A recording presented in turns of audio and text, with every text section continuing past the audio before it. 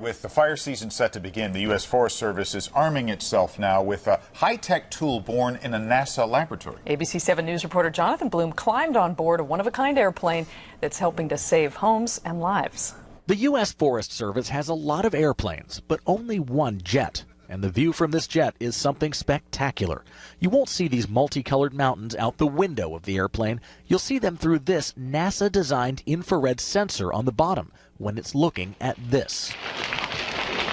We fly over the larger fires and give a perimeter map so they have eyes on it in the morning so they can plan for the day. Dan Johnson is one of the pilots who fly in the dead of night, taking thermal images of the biggest wildfires in the West. It's dynamic. We don't know where we're going to be every night because of the nature of the fires. Typically we fly maybe 4 states in one night. Not long ago, the best map they could hope for was an accurate perimeter, a line around the fire. But now, NASA's technology gives them a detailed heat map. You're able to make much improved predictions of where that fire might go or where it might stall out. Before the NASA partnership, the U.S. Forest Service was still gathering fire imagery, but they had trouble getting it to the firefighters. Instead of the high-tech wireless system they have now, they were putting the maps on thumb drives and dropping them out of the airplane. As you can see right here, we used to actually drop the imagery on either a thumb drive or we'd print it off in the airplane and put it in a tube and then drop it down to the runway. But now that little hole in the plane's been replaced by antennas, so instead of waiting hours,